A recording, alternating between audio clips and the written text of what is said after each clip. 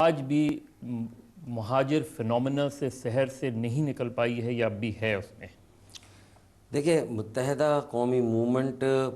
اپنے ابتدائی سے ایک متوسط طبقے کی اور ایک پڑھے لکھے نوجوانوں کی ایک آرگنائزیشن یا سیاسی جماعت رہی ہے،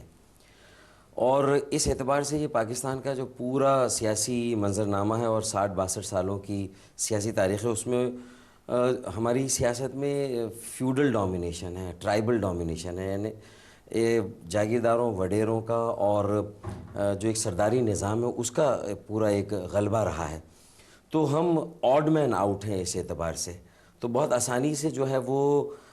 ہماری ایکسیپٹیبلٹی نہیں ہے، اور یہی وجہ ہے کہ ہمارے خلاف شروع سے اتنا پروپیگنڈا رہا، ایک ایسا پرسیپشن بنایا گیا کہ پرسیپشن از اسٹرانگر دین ریالٹی، تاکہ وہ لوگوں کے درمیان اس طرح کی تقسیم رہے، لوگوں کے ذہنوں میں جو ہے متحدہ کے بارے میں ہمیشہ شکوک اور شبہات رہے۔ تو جب ہم نے بہت خلوص سے نیت اور بہت ہی نیک نیتی سے جب ہم نے کوشش کی کہ ہم متحدہ قومی موومنٹ بنائیں، اور یہ ہم 1991 سے یہ ارادہ کر رہے ہیں، اور 92 میں جب ہم اعلان کرنے والے تھے تو اس وقت شب خون مارا گیا، ریاستی آپریشن ہوا، جنا پور کے اور ملک دشمنی کے اور لسانی تفریق کے، یہ سارے الزامات ہم پر لگے۔ ان سوالات کے آج بھی جواب دینے پڑتے ہیں جب آپ انٹیریئر میں یا پنجاب میں جاتے ہیں؟ کیونکہ جیسے ہی ہماری مقبولیت میں اضافہ ہوتا ہے، ہم قومی سطح پر اپنی پرواز شروع کرتے ہیں، ہم پورے پاکستان میں اپنی تنظیم اور شاخیں قائم کرنے لگتے ہیں، تو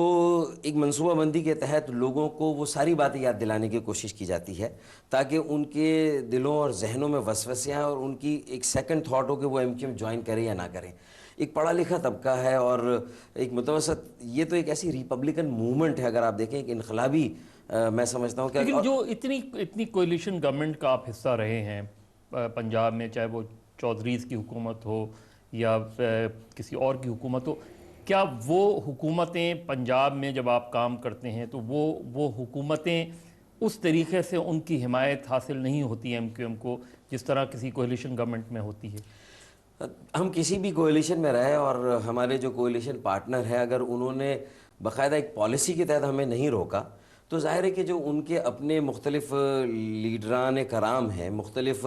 کانسٹیٹیونسی میں جو ایم این ایز ہیں، جو وہاں کے ایم پی ایز ہیں، ظاہر ہے وہ تو یہ جدی پشتی ایک موروثی سیاست رہی ہے، وہ تو بہت ہی جیلسلی گارڈ کرتے ہیں، وہ تو ظاہر یہ برداشت ہی نہیں کر سکتے کہ ایک متوسط طبقے سے تعلق رکھنے والی سوچ جو ہے وہ پورے پاکستان میں قائم ہو، اور ان کی طرف سے تو پوری ریزسٹنس ہوتی ہے۔ اگر وہ حکومت کی سطح پہ نہ بھی نظر آئے اور کسی ایک پارٹی کی سطح پہ وہ بظاہر جو ہے وہ اس طرح سے نہ نظر آئے، لیکن یہ کہ ایک رکاوٹ تو ہوتی ہے، ایک ریزسٹنس تو ہے، تاکہ کسی طرح ایم کیو ایم کو جو ہے وہ ایک اسٹیبلش نہ ہونے دی جائے۔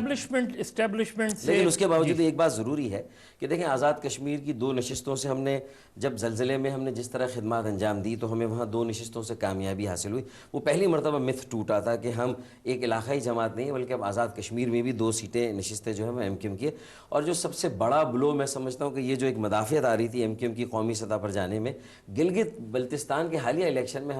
ہم وہاں پر اس وقت نمبر 2 پارٹی ہیں، گو کہ ہماری نشستیں ووٹ کے لحاظ سے پی ایم ایل این یا پی ایم ایل کیو سے بھی ہماری نشستیں تیسرے نمبر پر ہو سکتی، ہماری ایک ہی نشست ہے، لیکن ووٹ کے اعتبار سے لیکن پنجاب میں اس طرح یا انٹیریئر سندھ میں وہ رسپانس نہیں ملا جو آپ توقع رکھ رہے تھے؟ 2008 کے انتخابات میں اس سے پہلے میں سمجھتا ہوں کہ کچھ ایسے واقعات بہرحال ہوئے تھے کہ جس کے نتیجے میں پھر وہ پروپیگنڈا جو ہے وہ پروپیگنڈا کیا گیا، اور ایم کیو ایم کی جو ایک وہاں پوزیشن مستحکم ہو رہی تھی اور ہم بہت مضبوطی کے ساتھ کچھ نشستوں پر فوکس بھی کر رہے تھے، لیکن 2008 میں ہمیں 4 لاکھ ووٹ ملے ہیں پنجاب سے، اور کوئی 3-3.5 لاکھ ووٹ ہمیں بلوچستان، اندرون سندھ اور سرحد سے ملے ہیں، تو یہ ہمارا 8 لاکھ کا ووٹ بینک جو ہمارے اپنے جو 23 لاکھ کا ووٹ بینک ہے سندھ میں، یہ اس کے علاوہ ووٹ بینک ہے، اور ہمارا پاپولر ووٹ جو ہے وہ باقی ساری سیاسی جماعتوں سے زیادہ ہے، ہماری جتنی نشستیں اگر اس کے اعتبار سے آپ نے 1992 کے آپریشن کا ذکر کیا۔ 1992 کا آپریشن جو ہے وہ بہت ایم کیو ایم کی پوری ہسٹری میں بہت سب سے زیادہ خوفناک آپریشن رہا، لیکن اس کے بعد متبادر ایم کیو ایم کی گورنمنٹس آتی رہیں۔ اس آپریشن شروع میں آپ کی ایک بہت میجر ڈیمانڈ تھی کہ سپریم کورٹ سے اس کی جوڈیشل کمیشن بنا کے ماورائے عدالت کیس کی۔ اتنی گورنمنٹس رہیں، ایم کیو ایم نے اس پوائنٹ کو بہت زیادہ اسٹریس کیوں نہیں دیا، اور اس کا رسپانس اگر دیا تو اس کا رسپانس کیوں نہیں آیا؟ دیکھیں آپ کے سامنے ساری صورتحال ہے. جب 93 میں ہم نے اسی آپریشن کے دوران انتخابات لڑنے کی کوشش کی تو قومی اسمبلی کے انتخابات کے وقت تو ہمیں اسٹیبلشمنٹ کی طرف سے اور اس وقت کے جو شاید ایم آئی کے سربراہ تھے ہمیں تو واضح طور پر یہ پیغام دے دیا گیا تھا کہ 3-4 نشستیں یہاں پر جماعت اسلامی کو دی جائیں گی, اور ظاہر ہے کہ اگر ہماری طرف سے اس میں کوئی مدافعت ہوئی تو پھر اس کا نتیجہ بھی کوئی بہت اچھا نہیں نکلے گا. چنانچہ ہمیں 93 میں ہمیں قومی اسمبلی کے الیکشن کا ہم نے بائیکاٹ کیا. ہم صوبائی کا بھی کرتے, لیکن پھر ایم آئی کے سربراہ علی قلی خان صاحب نے الطاف بھائی سے ڈائریکٹلی رابطہ کیا, کیونکہ ان کو پورا الیکشن جو ہے اس کی ٹرانسپیرنسی اور اس کی جو غیر جانبداری ہے وہ متاثر ہو رہی تھی پوری دنیا کی نظر میں. تو انہوں نے جب درخواست کی اور الطاف بھائی سے یہ کہا کہ وہ ساری باتیں جو تھیں, وہ جو سارے پیغامات یا اشارے تھے, ان کو آپ منہا کر کے آپ کھلے دل کے ساتھ الیکشن لڑیں اور ہماری طرف سے کوئی رکاوٹ نہیں ہے, تو پھر ہم نے صوبائی اسمبلی کا الیکشن لڑا. ہم نے قومی اسمبلی کے بائیکاٹ میں نیگیٹو پولنگ جسے کہتے ہیں اس کے ذریعے سے ثابت کیا ڈیزرٹڈ تھے. کیا ایم آئی اور آئی ایس آئی کے مختلف انداز میں 92 آنورڈ یا اس سے پہلے بھی 91 سے وہ پریشرز رہے ہیں؟ 99 تک تو رہے نا, آپ دیکھیں نا 99 تک تو ہم نے, حالانکہ 93 میں تو پیپلز پارٹی کی حکومت بنی اور ہمارے ان کے ساتھ مذاکرات ہوتے رہے, ہم اپوزیشن میں خوش دلی کے ساتھ گئے تھے, لیکن وہ جو کچھ بھی وہ دور ہے میں سمجھتا ہوں کہ وہ بڑا جو ہے وہ سندھ کے لیے بہت زیادہ باعث نقصان رہا, پاکستان کی معیشت کے لیے بہت زیادہ باعث نقصان رہا. پاکستان پیپلز پارٹی اور ایم کیو ایم جو کہ دونوں کا تعلق دیہی اور شہری سندھ سے ہے, اور ان کے درمیان تو ایک نیچرل جو ہے وہ ایک فطری ایک اتحاد ہے ان کا, تو اور وہ اس چیز کو ایکسپلائٹ نہیں کر سکے, پھر دونوں نے سفر کیا, یہ ساری صورتحال. کیا لیکن ہم نے جب 97 میں پھر نواز شریف صاحب کے ساتھ حکومت بنائی تو ہمارا ہی مطالبہ رہا تھا کہ وہ جوڈیشل کمیشن بننا چاہیے, لیکن ظاہر ہے اس پر عمل ہونا تو کجا. اس کے بعد جو کچھ ہوا, پھر ایک کانسپائریسی ہوئی, ضیاء الدین شمسی اس وقت کے آئی ایس آئی کے سربراہ تھے, آپ کے علم میں ہے. نواز شریف صاحب کو یہ قائل کیا گیا, 17 اکتوبر کو غالباً حکیم سعید صاحب کا مرڈر ہوا, اور اس میں بہت آسانی کے ساتھ کچھ جو ہے وہ لوگوں کو پرائم سسپیکٹ بنا کے ایم کیو ایم سے جن کا تعلق تھا پکڑا گیا, اور ایک یہ باور کرایا گیا گویا کہ 3 دن کی انویسٹیگیشن میں کہ وہ حکیم سعید کا مرڈر بھی ایم کیو ایم نے کیا ہے. اور نواز شریف صاحب نے ایک ہمیں الٹیمیٹم دیا کہ یا تو ہم ان لوگوں کو انہیں ہینڈ اوور کریں یا ہم حکومت سے باہر جائیں. ہم نے بھی یہ تہیہ کیا تھا کہ کولیشن پارٹنرز کے ساتھ ایسا نہیں ہوتا, پالیسی سازی فیصلہ سازی میں ہمیں شریک کیا جاتا, ہمیں بھی وہ ایکسیس دی جاتی, وہ معلومات جو ضیاء الدین شمسی نے اس وقت کے آئی ایس آئی کے سربراہ تھے جنہوں نے دی تھی, اور پھر اسی آئی ایس آئی کے سربراہ نے جس طرح مس لیڈ کیا تھا نواز شریف صاحب کو, اور وہ جو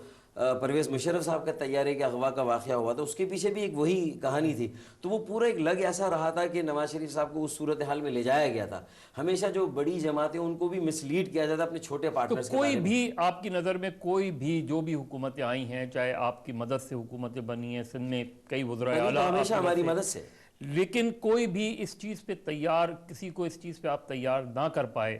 یا کوئی انویزیبل فورسز کا پریشر ہو یا کو کہ وہ ان واقعات کی انکوائری کروائیں جو ایکسٹرا جوڈیشل کلنگز ہوئی ہیں. دیکھیں نہ صرف ایکسٹرا جوڈیشل کلنگ کی انکوائری ہونی چاہیے, ہم نے تو اپنے جو مسنگ پرسن تھے, جب یہ مسنگ پرسن جو صدر پرویز مشرف اور پی ایم ایل کیو کے ساتھ جو ہماری حکومت تھی اس عرصے میں جو کچھ بھی بلوچستان میں یا شمالی علاقوں میں یا کہیں پر بھی جو مسنگ پرسن کی بات ہے پٹیشن تھی, اور اس میں افتخار چودھری صاحب نے کوشش کی تھی کہ اس وقت کہ وہ اس پٹیشن کو بہت تیزی کے ساتھ لے کے چلیں, تو اس وقت ہم بھی اس میں جو ہے وہ انٹروینر بنے تھے, اور ہم بھی اپنے جو ہمارے بھی کئی لوگ جو مسنگ تھے تو ہم نے بھی کوشش کی تھی کہ ہمیں بھی وہاں پر ایک ریلیف ملے, انصاف ملے, لیکن اب تک نہ وہ انہیں شاید ان مسنگ پرسن کے حوالے سے جو ہے ملا ہے ریلیف, کسی فیملی کو آپ آج بھی دیکھتے ہیں ان کے مظاہرے ہو رہے ہیں. لیکن ڈاکٹر صاحب جو سابق صدر تھے ان کے ساتھ تو آپ کے بہت اچھے تعلقات خاص طور پر 2002 کے بعد رہے ہیں. یہ جو چیزیں ہیں, کیونکہ یہ ایک بہت بڑا 92 کے آپریشن کی بنیاد اور اس کے بعد ہونے والے واقعات, یہ وہ چیزیں ہیں جو کسی نہ کسی طریقے سے ان بلیک اینڈ وائٹ کی شکل میں سامنے آنی چاہیے, وہ آنی چاہیے. کیا سابق صدر سے کبھی اس مسئلے پر بات ہوئی اور ان کا کیا رویہ رہا تھا؟ اس لیے کہ وہ تو بہت زیادہ اس حوالے سے ایم کیو ایم کو سپورٹ کرتے رہے ہیں. پروونشل چیف منسٹر جو بنے ہیں, چاہے ارباب رحیم ہو یا اس کے بعد علی محمد مہر ہو, وہ آپ کی مرضی. پرویز مشرف کے ذریعے سے صرف ایک چیز جو بڑی ہوئی تھی وہ یہ تھا کہ ایم کیو ایم کے